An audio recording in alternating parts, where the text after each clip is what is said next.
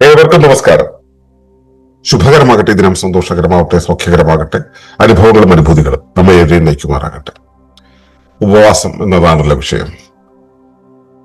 ഈ ഉപവാസം ചെയ്യുന്നത് കൊണ്ടുള്ള ഫലങ്ങൾ എന്തൊക്കെയാണെന്ന് നമ്മൾ പല രീതിയിൽ സംസാരിച്ചിട്ടുണ്ട്. അതിലെ മാനസികവും വൈജ്ഞാനികവുമായ ഫലങ്ങളെ കുറിച്ചാണ് നമ്മൾ ഇന്ന് സംസാരിക്കുന്നത്. അതിനെക്കുറിച്ച് പറയുന്നത് ഇങ്ങനെയാണ്: fasting enhances clarity, self-control, emotional balance and awareness. ഉപവാസത്തിന്റെ മാനസിക വൈജ്ഞാനിക ഫലങ്ങൾ. ഉപവാസം പലപ്പോഴും ശ്രദ്ധേയമായ മാനസികവും വൈജ്ഞാനികവുമായ മാറ്റങ്ങൾ കൊണ്ടുവരാറുണ്ട്. ഉയർന്ന ബോധവും വ്യക്തമായ കാഴ്ചപ്പാടും അനുഭവപ്പെടുന്നതായി പലരും റിപ്പോർട്ട് ചെയ്യുന്നു. മാനസികാവസ്ഥയിൽ ഉണ്ടാകുന്ന മാറ്റങ്ങൾ ക്രമേണ കുറയുന്നതിനാൽ വൈകാരിക സ്ഥിരത കൈവരുന്നു. അമിതമായി ഭക്ഷണം കഴിക്കുവാനുള്ള പ്രവണത കുറയുകയും പ്രേരണകളെ നിയന്ത്രിക്കാൻ സാധിക്കുകയും ചെയ്യുന്നു.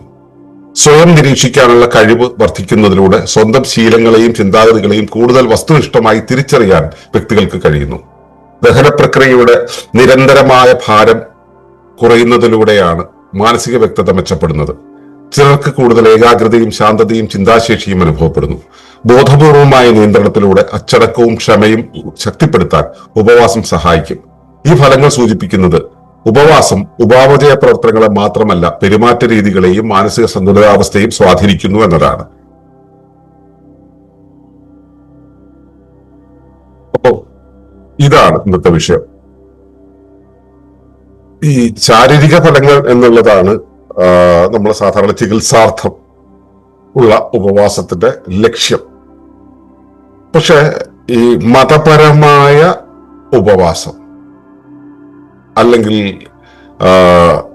ഇപ്പൊ ഗാന്ധിജിയൊക്കെ ചെയ്യുന്നത് പോലെയുള്ള സത്യാഗ്രഹം പോലെയുള്ള കാര്യങ്ങൾ, അവിടെ ഈ ലക്ഷ്യമാക്കുന്നത് ഒരു സമരമാണെങ്കിലും അവിടെ അതുകൊണ്ട് ഉദ്ദേശിക്കുന്നത് ഇത് ചെയ്യുന്ന വ്യക്തിയുടെ ഉള്ളിലുള്ള മെന്റൽ ക്ലാരിറ്റിയാണ്. അവർക്ക് ഉണ്ടാവുന്ന ടോളറൻസ് ലെവൽ കൂട്ടുക എന്നുള്ളതാണ്. അവർക്ക് കൂടുതൽ ശാന്തതയും ചിന്താശേഷിയും നൽകുക എന്നുള്ളതാണ്. അപ്പോ ഉപവാസം ചെയ്യുന്ന സമയത്ത് ബൈ പ്രോഡക്റ്റ് ആയിട്ട് നമുക്ക് മനസ്സിലാകുന്ന ഒരു കാര്യമാണ്, അതായത് ഉപവാസം ചികിത്സാർത്ഥം ചെയ്യുന്ന സമയത്ത് അതിന്റെ ഉപോൽപ്പന്നം എന്നുള്ള രീതിയിൽ നമുക്ക് വരുന്ന ഒരു കാര്യമാണ് ഈ മെന്റൽ ക്ലാരിറ്റി എന്നുള്ളത്. ഞാനതിന് സ്ഥിരം പറയാറുള്ള ഒരു ഉദാഹരണം, ഈ ബോധപൂർവമായി പൂർണ്ണബോധത്തോടു കൂടി ഭക്ഷണം കഴിക്കുക എന്നൊരു ആശയം നമ്മൾ പറയാറുണ്ടല്ലോ സാധാരണ രീതിയിൽ. അപ്പോ ഓരോന്നിന്റെയും രുചിയെ കുറിച്ചും ഒന്നും നമ്മൾ അറിയാറേയില്ല. അതിന് പറയുന്ന ഒരു ഉദാഹരണം കുമ്പളങ്ങയുടെ രുചി നമ്മൾ ആരെങ്കിലും അറിഞ്ഞിട്ടുണ്ടോ? ഇല്ല. കാരണം കുമ്പളങ്ങയുടെ കൂടെ മറ്റു കുമ്പളങ്ങ എന്ന് വെച്ചാൽ ഏറ്റവും സിമ്പിൾ ആയിട്ടുള്ള ഒരു പച്ചക്കറിയാണ്. പക്ഷെ അതിന്റെ കൂടെ ഒട്ടേറെ സാധനങ്ങൾ മിക്സ് ചെയ്തിട്ടാണ് നമ്മൾ കഴിക്കുക. സാധാരണ രീതിയിൽ അങ്ങനെയാണ് നമ്മുടെ ഭക്ഷണം കഴിക്കല്. അപ്പോ കുമ്പളങ്ങ എന്നുള്ളത് പ്രകടമായി കാണുന്ന ഒന്നാണ്. അതിനകത്ത് ചേർത്തിരിക്കുന്ന മുളകിന്റെയും ഉപ്പിന്റെയും മല്ലിയുടെയും മണമൊക്കെ നമുക്ക് മനസ്സിലാവും. പക്ഷെ അതിനകത്ത് ചേർത്തിരിക്കുന്ന ജീരകം ചേർത്തിട്ട് വലിയ അളവ് ചേർത്തിട്ടുണ്ടെങ്കിൽ, പക്ഷെ ചെറിയ ജീരകത്തിന്റെ ഒരളവ് അല്പം കൂടിയാലോ കുറഞ്ഞാലോ നമ്മൾ അറിയാറില്ല. അത് സെൻസ് ചെയ്യാൻ നമുക്ക് കഴിയാറില്ല. കാരണം മറ്റെല്ലാ രുചികളുടെയും കൂട്ടത്തിൽ നമ്മൾ അങ്ങ് മുങ്ങിപ്പോവുകയാണ് ചെയ്യുക. എന്നാൽ ഉപവസിക്കുന്ന സമയത്ത് ഭക്ഷണം കഴിക്കാതിരിക്കുമ്പോൾ അപ്പോൾ കഴിക്കാൻ തോന്നുന്ന ഭക്ഷണത്തിന്റെ കൂട്ടത്തിൽ അവിയലിന് ചേർക്കുന്ന ജീരകത്തിന്റെ എണ്ണം വരെ ഇത്രയായിരുന്നാൽ നന്നായിരുന്നു എന്ന് തോന്നലുണ്ടാകുന്ന രീതിയിൽ വളരെ മൈന്യൂട്ടായിട്ടുള്ള രുചിഭേദങ്ങളെ കുറിച്ചുള്ള തിരിച്ചറിവുകൾ വരുന്നത് ഞാൻ അനുഭവിച്ചിട്ടുണ്ട്. അതുപോലെ ജീരകത്തിന്റെ എണ്ണം വരെ കൃത്യമായിട്ട് പറയാൻ പറ്റും. നാലാമത്തെ ജീരകം ഇട്ട് കഴിഞ്ഞാൽ അതിന്റെ രുചി വേറൊന്നാകുന്ന ഈ 3 ജീരകവും 4 ജീരകവും തമ്മിലുള്ള വ്യത്യാസം തന്നെ തിരിച്ചറിയാൻ, ഇവയ്ക്കിടയിലുള്ള ബാരിയർ തിരിച്ചറിയാനുള്ള ഒരു സൂക്ഷ്മ ബോധത്തിന്റെ അവസ്ഥ, അല്ലെങ്കിൽ അതിനെ റെക്കഗ്നൈസ് ചെയ്യുന്നതിന്റെ സൂക്ഷ്മാവസ്ഥ, ഇത് അനുഭവിക്കാൻ എനിക്ക് പറ്റിയിട്ടുണ്ട്. ഇതുപോലെ ഇത്ര ചെറിയ കാര്യങ്ങൾ അറിയുമ്പോൾ വലിയ കാര്യങ്ങൾ നല്ലപോലെ മനസ്സിലാവില്ലേ? ഇത് നമുക്ക് ഓരോ ഭക്ഷ്യവസ്തുക്കളുടെയും രുചിഭേദങ്ങളെ കുറിച്ച് വളരെ കൃത്യമായിട്ട് അറിയുന്ന ഒരളവിലേക്ക് ഞാൻ മാറിയിട്ടുണ്ടെന്നാണ് പറഞ്ഞു വന്നത്. ഇതുപോലെ ഉപവാസം എന്നുള്ള സമയത്ത് നമുക്ക് ഈ സഹജാവബോധത്തെക്കുറിച്ചും വിജ്ഞാനമയ കോശത്തെക്കുറിച്ചുമുള്ള അനുഭവം വളരെ കൂടുതലായിരിക്കും. വിജ്ഞാന കോശം എന്ന് പറയുമ്പോൾ പ്രാപഞ്ചികമായി പ്രാകൃതികമായി കാര്യങ്ങൾ എങ്ങനെ പ്രവർത്തിക്കുന്നു എന്നുള്ളതിനെ കുറിച്ചുമൊക്കെയുള്ള സഹജമായി നമ്മുടെ ഉള്ളിൽ ആലേഖനം ചെയ്യപ്പെട്ടിട്ടുള്ള വിവരങ്ങൾ നമ്മുടെ കയ്യിലേക്ക് കരഗതമാവുന്നതാണ്. അത് കൃത്യമായി തിരിച്ചറിയാൻ ഈ സമയത്ത് കഴിയാറുണ്ട്. എനിക്ക് ഉപവസിക്കുന്ന സമയത്ത് പലപ്പോഴും പല പല പുതിയ ആശയങ്ങളും വന്നു ചേർന്നിട്ടുണ്ട്. അതായത് ഞാൻ സാധന ചെയ്യുന്നതിന് മുമ്പ് തന്നെ എനിക്ക് പല കാര്യങ്ങളെയും കൂടിയ അളവിൽ ബോധ്യം വന്നിട്ടുള്ളത് എനിക്ക് ഉപവാസത്തിന്റെ സമയത്താണ്. ഇത് എന്നിൽ മാത്രമല്ല, ഉപവസിക്കുന്ന ഒരുപാട് പേർക്ക് പലതരം ക്ലാരിറ്റികൾ വരുന്നത് നമ്മൾ ശ്രദ്ധിച്ചിട്ടുണ്ട്. അപ്പോൾ അത് ഉയർന്ന ബോധത്തിലേക്ക് ചെല്ലുന്നതായിട്ടാണ് പലരും പറഞ്ഞിട്ടുള്ളത്. എന്റെ അനുഭവം ഞാൻ പറഞ്ഞു, അതുപോലെ മറ്റു പലരും, നമ്മൾ നിരീക്ഷിച്ചിട്ടുള്ള മറ്റു പലരും പറഞ്ഞിട്ടുണ്ട്. അതുപോലെ വ്യക്തമായ കാഴ്ചപ്പാട്, നമ്മൾ എന്താണ് ചെയ്യുന്നത്, എന്തിലേക്കാണ് പോകേണ്ടത് എന്നുള്ളതൊക്കെ കൃത്യമായിട്ട് അറിയാൻ കഴിയും. മാനസികാവസ്ഥയിൽ ഉണ്ടാകുന്ന മാറ്റങ്ങൾ ക്രമേണ കുറയുന്നതല്ല, വൈകാരിക സ്ഥിരത കൈവരുന്നു എന്നുള്ളതാണ് ഇതിലൊരു പ്രധാന കാര്യം. അതായത് നമുക്കുണ്ടാകുന്ന മൂഡ് സ്വിങ്ങുകൾ ഉണ്ടല്ലോ, ആ മൂഡ് സ്വിങ് എന്നുള്ളത് ശരിക്കും തുലോമങ്ങ് കുറയും. അപ്പോ മൂഡ് സ്വിങ് കുറയുന്ന സമയത്ത് വൈകാരിക സ്ഥിരത വരും. വികാരങ്ങൾ ഏതാണ്ട് ഒരു സാധാരണ രീതിയിൽ തന്നെ പോകും. ഈ വികാരങ്ങളാണല്ലോ നമ്മൾ പലപ്പോഴും അമിതമായി ഭക്ഷണം കഴിക്കാനുള്ള പ്രവണത കൊണ്ടുവരുന്നതൊക്കെ.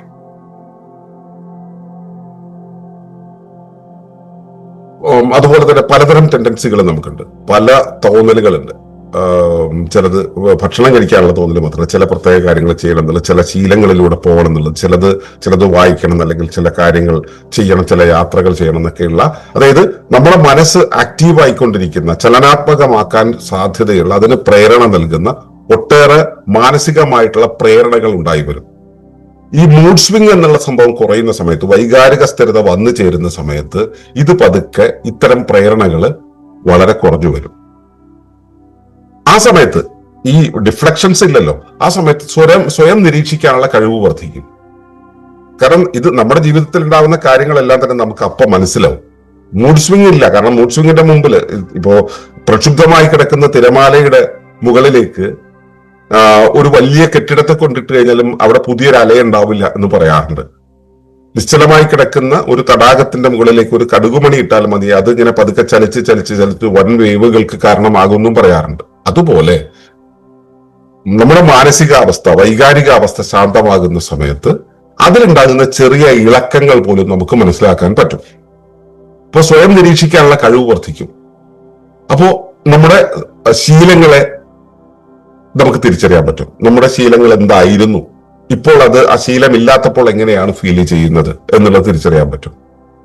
നമ്മുടെ ചിന്താ പദ്ധതികൾ ഏത് വഴി പോകുന്നു, നമ്മളുടെ തോട്ട് പാറ്റേണുകൾ ഏതൊക്കെ വഴിയാണ്, ഇത് വസ്തുനിഷ്ഠമായി തന്നെ തിരിച്ചറിയും. നമുക്ക് വെറുതെ ഞാനിങ്ങനെയാണെന്ന ഒരു വേഗ ഐഡിയ അല്ല തോന്നുക, വളരെ വസ്തുനിഷ്ഠമായിട്ട് തന്നെ നമുക്ക് തിരിച്ചറിയാൻ കഴിയും.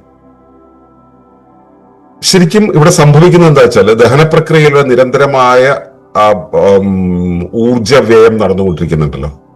സത്യത്തിൽ അത് നമ്മുടെ ശരീരത്തിന്റെ മനോപ്രവർത്തനങ്ങൾക്ക് കിട്ടേണ്ടുന്ന ഊർജത്തിന്റെ ഒരു ഭാഗം, നല്ലൊരു ഭാഗം തന്നെ ഈ ദഹനത്തിന് വേണ്ടി ഉപയോഗിക്കുന്നുണ്ട് എന്നുള്ളതാണ്.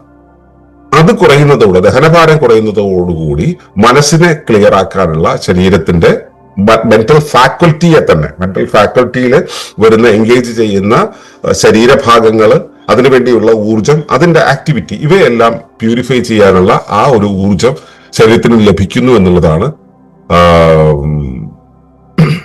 ഉണ്ടാവുന്നത്. ആ സമയത്ത് വളരെയധികം നമുക്ക് ഒരു എന്താ പറയാ ആക്യുറസി ഉണ്ടാവും. അതുപോലെ തന്നെ ഏകാഗ്രത ഉണ്ടാവും, നമുക്ക് ഫോക്കസ് ചെയ്യാൻ പറ്റും. ഫോക്കസ് ചെയ്യുമ്പോൾ തന്നെ ശാന്തത ഉണ്ടാവും. ഫോക്കസ് ചെയ്യുന്നത് വെച്ചാൽ ശാന്തത നഷ്ടപ്പെടില്ല, ശാന്തത, പീസ് ആയിരിക്കും. അതുപോലെ നല്ല ചിന്താശേഷി ഇരിക്കണം. ചിന്തിക്കാന്ന് വെച്ചാൽ വല്ല വഴിക്കും പോകലല്ല, ഒരു കാര്യത്തെക്കുറിച്ച് ചിന്തിക്കാൻ അതിന് വ്യക്തത വരുന്ന രീതിയിൽ ചിന്തിക്കാൻ കഴിയും. ഇങ്ങനെ ഉള്ള സമയത്ത് നമ്മൾ ബോധപൂർവം നമ്മളെ നിയന്ത്രിക്കണം. നമ്മുടെ കാര്യകാരങ്ങളെ എല്ലാം മനസ്സിലാക്കി, നമ്മുടെ ചുറ്റുപാടുള്ള അനുഭവങ്ങളെ മനസ്സിലാക്കി, ആ സമയത്ത് കലുഷിതമായ സാഹചര്യങ്ങളെ കുറിച്ചുള്ള ചിന്തകൾ അല്ലെങ്കിൽ ഓർമ്മകൾ വന്നു കഴിഞ്ഞാൽ, അങ്ങനെ ഒരു കാര്യമുണ്ടല്ലോ എന്ന ഒരു ഓർമ്മ വന്നു കഴിഞ്ഞാൽ അവിടെ അച്ചടക്കം എന്നുള്ളത് നിലനിർത്താൻ നമുക്ക് കഴിയും. അച്ചടക്കത്തിന്റെ ഫാക്കൽറ്റി നിലനിർത്താൻ കഴിയും. നമുക്ക് അതിനോട് പ്രതികരിക്കാതെ നിൽക്കാനുള്ള ഒരു അവസ്ഥ നമ്മൾ ജനറേറ്റ് ചെയ്യാൻ കഴിയും. നമ്മുടെ ക്ഷമ വർദ്ധിപ്പിക്കും. അതുപോലെ തന്നെ നമ്മൾ ഈ ഒരു അവസ്ഥയിലൂടെ കടന്നു പോകുമ്പോഴെല്ലാം തന്നെ നമ്മുടെ ടോളറൻസ് ലെവൽ വർദ്ധിച്ചുകൊണ്ടിരിക്കുകയാണ്. അപ്പോ ഈ ഉപവാസം എന്നുള്ളത് മെറ്റാബോളിക് ഡിസോർഡറുകളെ റീഓർഗനൈസ് ചെയ്യുക എന്നത് മാത്രമല്ല, നമ്മുടെ പെരുമാറ്റ രീതിയെ, നമ്മുടെ മെന്റൽ ആയിട്ടുള്ള മൂല്യങ്ങളെ, അതുപോലെ തന്നെ വൈകാരിക അവസ്ഥകളെ, വൈകാരിക ചലനങ്ങളെ, ഇതെല്ലാം മാറ്റിയിട്ട് ആ ഒരു സൈക്കോളജിക്കൽ ഏരിയയിൽ തന്നെ ഒരു ബാലൻസ് കൊണ്ടുവരാൻ അതിന് കഴിയും. അപ്പോ ഉപവാസം എന്ന് പറയുന്നത് ഒരു ഫിസിയോളജിക്കൽ ആക്ടിവിറ്റി മാത്രമല്ല, സൈക്കോളജിക്കൽ ആക്ടിവിറ്റി കൂടെയാണ് എന്നാണ് പറഞ്ഞു വന്നത്. അത് സൈക്കോളജിക്കൽ ആക്ടിവിറ്റി മാത്രമല്ല, നമ്മുടെ കോഗ്നിറ്റീവ് പ്രോപ്പർട്ടി വല്ലാതെ കൂടുന്ന ഒരവസ്ഥ കൂടെയാണ് എന്നതും കൂടെ നമ്മൾ മനസ്സിലാക്കേണ്ടതുണ്ട്. ഈ അവസ്ഥ മനസ്സിലാക്കണമെങ്കിൽ നിങ്ങൾ ഉപവസിക്കണം. ചെറുതോ വലുതോ ആയ ഉപവാസങ്ങളിലൂടെ കടന്നു പോകുമ്പോൾ മാത്രമാണ് ഇത് ബോധ്യമാവുക. ആ ബോധ്യത്തിലേക്ക് ചെന്നെത്തുവാനുള്ള താല്പര്യം, ഇഷ്ടം, അവസരം നിങ്ങളിൽ ഉണ്ടാകട്ടെ എന്ന് പ്രാർത്ഥിക്കുകയാണ്. നന്ദി, നമസ്കാരം. തുടർന്നു കാണുന്നതിന് മുമ്പായി ഈ വിഷയം ഇഷ്ടമായെങ്കിൽ ഒന്ന് ലൈക്ക് ചെയ്യുക, കമന്റ് ചെയ്യുക, ഷെയർ ചെയ്യുക. നിങ്ങൾ പ്രകൃതിയെ ഇഷ്ടപ്പെടുന്നുവെങ്കിൽ ഈ ചാനൽ ഒന്ന് സബ്സ്ക്രൈബ് ചെയ്യുക.